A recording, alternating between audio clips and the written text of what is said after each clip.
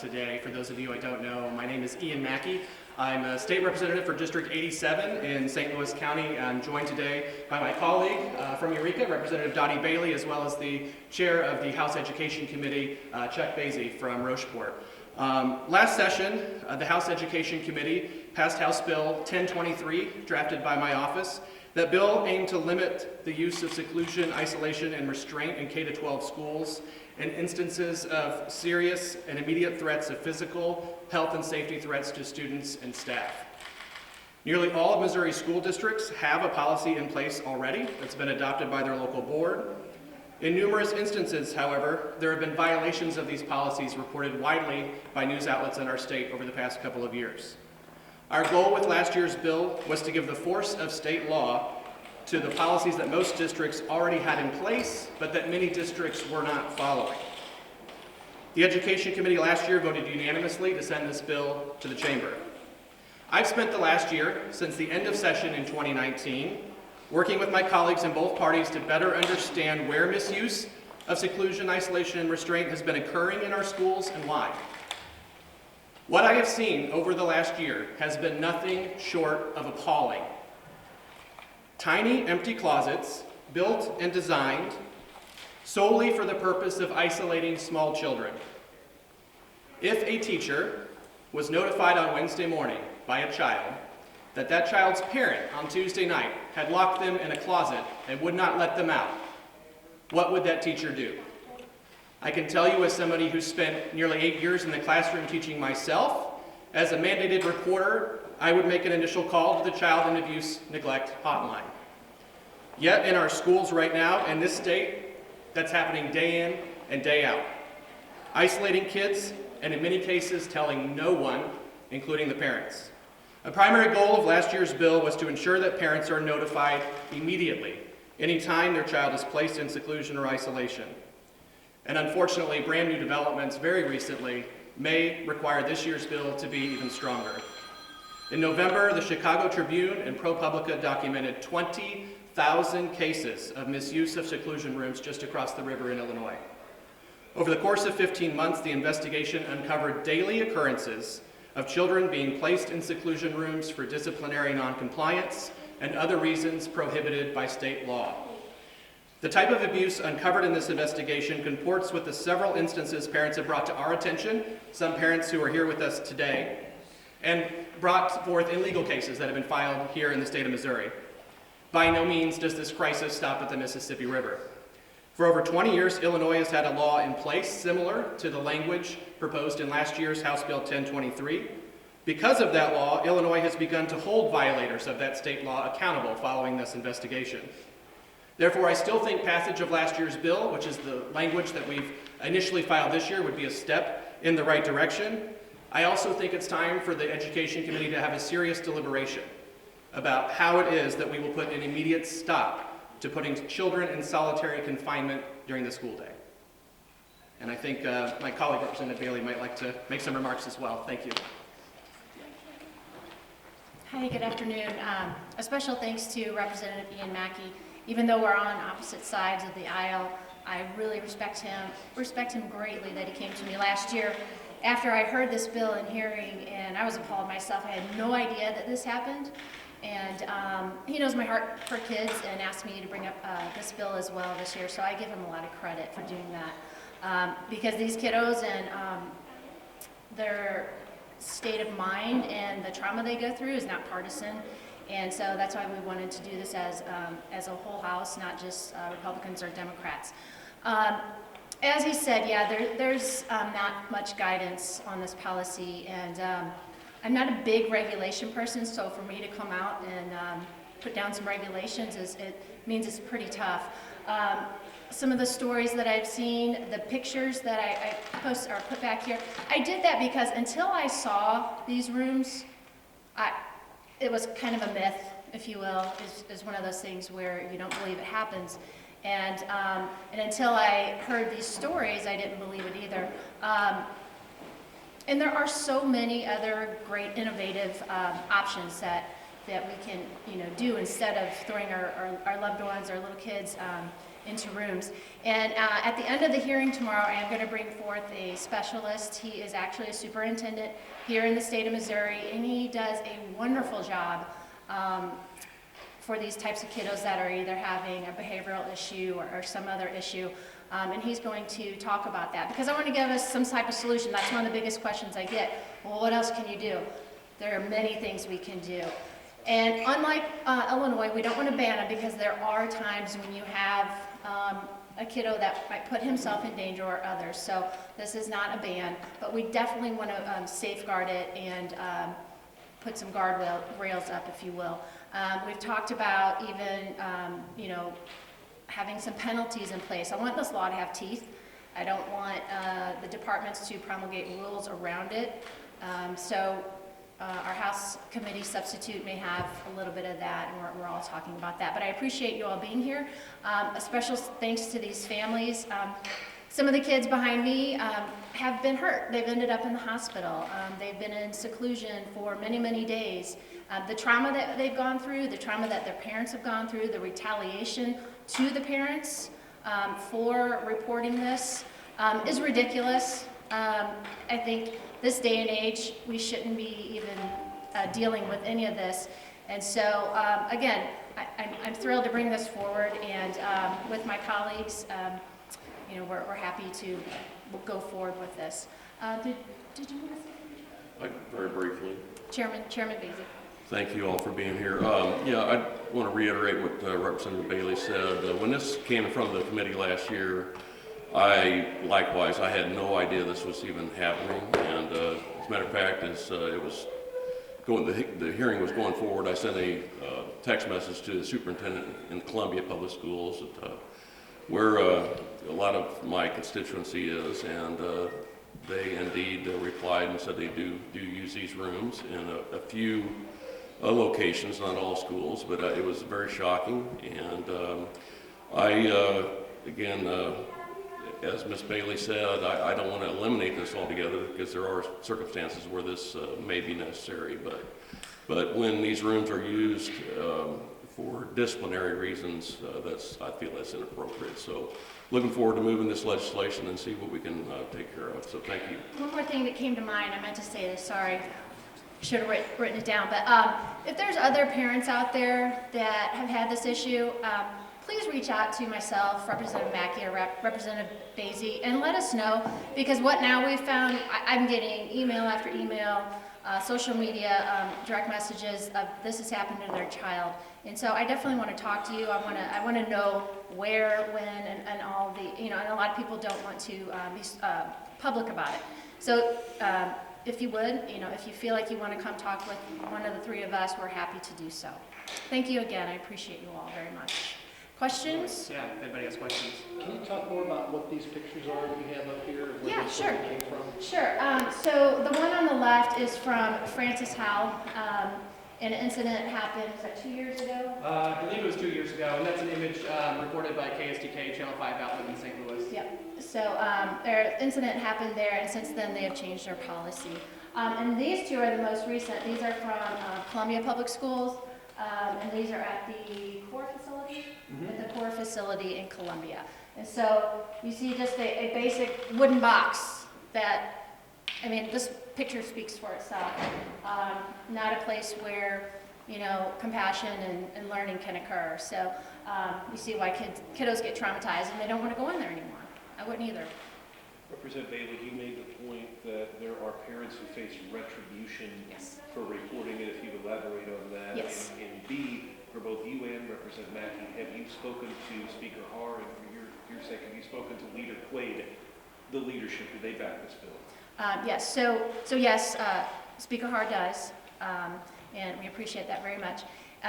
Yes, so I have specific stories of retaliation for parents that have said no, and they've pulled their children out of school, and there's quite a few stories, but yes, to answer the question, that once it started, it only got worse. So, and we had spoken about that as well, putting a piece in the legislation about retaliation, not only for parents, but teachers and or administrators or whoever else would see a problem with these, that they could report it without being retaliated against. We're seeing pictures of these rooms. Does this legislation have any parameters on what the rooms would look like after, if it were to pass? No, there's nothing in the legislation that specifically outlines what a room or space should be or looks like. What we, and we may come, so last year we defined seclusion, we're looking at defining isolation, we're looking at defining alone and unattended and all of the words that sort of accompany the actions that put a child in this room. We want to be very careful not to limit the use or eliminate the use of therapy spaces. Of spaces that are designed for the occupational therapy of kids, with swings, with bean bags, with ball pits, with sensory activities for that child to do in the presence of another adult. What we want to prevent is the misuse of small spaces where children are placed alone, with no adults with them. These rooms have a window on the outside where somebody looks in. That should be for the most extreme circumstance, which is permitted in the bill. A child who is a violent physical health or safety threat to themselves or to someone else. That's when that's necessary, and that's the only time. Are there any parameters now as to when that is necessary or can be used? So most districts have a policy in place that's nearly identical to last year's House Bill 1023. Some of them have started changing. We saw a lot of changes around semantics. That's when we started, so after the debate on House Bill 1023 last year, we saw a lot of folks debating what does alone mean, what does unattended mean, how does seclusion differ from isolation. Those were debates that weren't happening prior to 1023 being heard and being voted on last year in committee. So I think we have to take a look at how we prevent that sort of game playing from happening over the next year and in the future. But no, there's nothing in the bill that specifically says what the rooms have to look like and how they're designed. You spoke about, Representative Bailey, you spoke about the possibility of penalties. As I recall from memory, neither bill includes penalties now. Correct. Any thoughts on what that might look like? And Representative Mackey, do you support adding penalties to the legislation? Yeah, I think it's an open conversation. We have to look at what that would be. I think it's reasonable to say that there would be a way for DESE to review, to have a disciplinary system in place for reports that are made about teachers who misuse these rooms. It's a licensed profession. Most licensed professions have disciplinary measures that, at the greatest extent would cause your license to be either suspended or put on probation or revoked. I think that's something we should look at. But I think also, just with the language from last year, like I said, Illinois has had that in place for 20 years, almost the identical language of House Bill 1023. The problem is no one was following it. When news got out that the law was being violated, folks now are on notice. Folks now know if you're going to violate the law, there's criminal penalties to that. And so I think that's going to be a very important step moving forward too. Currently or in either bill, is there any type of mandated reporting when these rooms are used? Do schools have to, make notes of when they're used, and who reviews that? There's mandatory reporting to the Federal Department of Education when the locking device on the room is activated. What's been happening and what happened at Francis Howell that's been widely reported and in other instances is a child was placed in the room and a mat was put in front of the door, or a chair blocked the door, or a teacher stood outside the door. So they didn't have to. So they didn't report that. So we know, we don't know how many, but we know there are instances, plenty of instances, where children are placed in these rooms and that locking device is not held down. When the locking device is held down, that's the only time it's reported to the Federal Department of Education, which to my knowledge is the only requirement and the only entity that's tracking the number of uses. Is there anyone in the state that should be reviewing these, do you feel? Yes, and we had that discussion last year in committee. We talked about DESE receiving, so one thing that parents already have at their disposal is a child complaint that they can make to DESE regarding the school's treatment of their children. We want that to be upfront in the parental notification of these rooms being used. So basically know your rights for parents. Within 24 hours, parents should be able to know, okay, I don't think my child should have been placed in this room. I think this was mistreatment of my child. And they should know their rights that already exist under current law and under current rules to report that to DESE. And then DESE, our goal last year was to get DESE to spend the next year collecting how many complaints they received from parents so that we would have at least some sense of how many misuses are still taking place. Are there any significant differences between your two bills, and are there any thoughts at this point of merging them into one version? They're the exact same bill. Okay. So we will probably come out with a House Committee substitute adding a few things. We just kind of wanted to gather some more information and talk amongst some of our advocates and some of our specialists on what we exactly wanted to do going forth. So yeah, but they're the exact same bill. What does it say about this issue, about leadership's position on it, about the bills themselves, that they are moving this early and this quickly? I think it's awesome. I think it's great. I mean, when I got word that the speaker put it in, committee, and I mean, that was just wonderful, woohoo. So we're excited, and we hope it's fast-tracked. I think we spoke about this earlier, that last year the sex trafficking bill was fast-tracked. And so we want to get these bills where we do have a bipartisan agreement, and we want to protect kids. This is pretty easy in my mind. Maybe I'll be shocked later, but you know how the legislative process goes. But, kids and safety isn't a bipartisan issue. It's just a human issue, and I couldn't sleep at night if I heard this last year and I didn't do anything about it, and I think, Ian feels the same. So I'm thrilled to death to work with him, and, it's just a wonderful thing, and to start out the session like this is great. You kind of touched on it already, but it might be important to specifically state Missouri has a well-established philosophy of local control in education. So why is the state law so important in this? Yeah, so, and that's true. So, and, again, local control is important. 30 states have a statewide policy like this. So we're one of the few that don't. And after you've heard, if you've heard these stories, you would also unfortunately, when given wide open, problems are going to happen. And so, again, I wouldn't be able to sleep at night if I didn't do something and put parameters around this. And I know teachers have the hardest job in the world, and I know kids can be difficult. I have kids, they can be very difficult. And this is nothing to hurt the teachers, it's to keep these kids safe. So yeah, and we're probably going to get a little pushback from one of the associations, the education associations. But, we've had all this time, and, kids are getting hurt. A little boy back here ended up in the hospital. We can't let that happen. We send our kids to school to learn and be safe, be kept safe. And the parental notification piece is huge.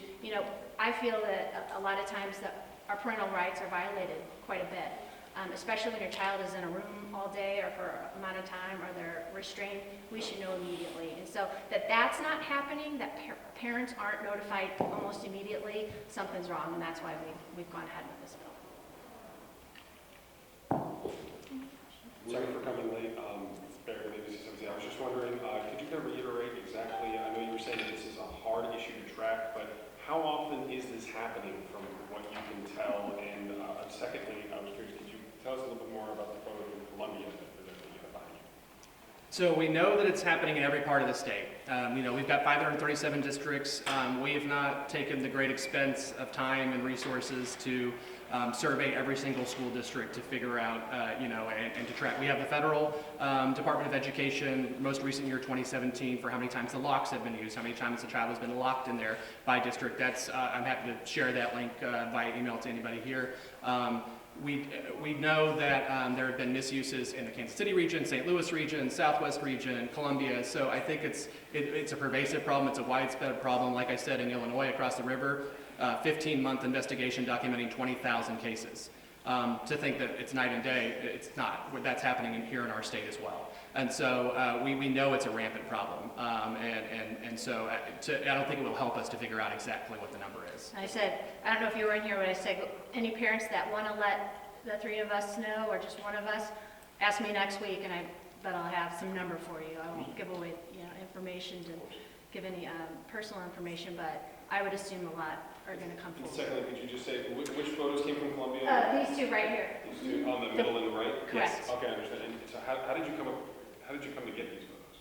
So those were taken by a teacher Yeah. who works in that space, who shared those photos. So. You mentioned earlier last year talking with Desi about potentially tracking how many times they get parent complaints, but you also mentioned earlier retaliation and that these parents are dealing with that with hearing. Do you worry that the data you might get from Desi isn't going to be accurate? Yes. In terms of how Yes. it's happening? Answer your question, yes, I do. Yeah, I mean, It's, you know, with any reporting an incident, you're going to have a skewed number. But like I said earlier, there needs to be a safe way to do it. In a perfect world, we wouldn't have to, but that's why we are gonna add the retaliation piece. I think this is gonna be an ongoing conversation. But yeah, I mean,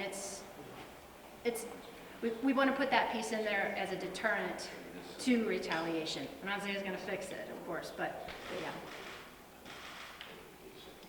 Thank you all, and I invite you to follow up personally with any of the parents who are here who've experienced stories. Feel free to follow up with them. They're here at your disposal. Thank you all so much. Brady, if I could ask you if any of the parents wanted to step up briefly, just answer maybe, you know, this is, I think, for us, many of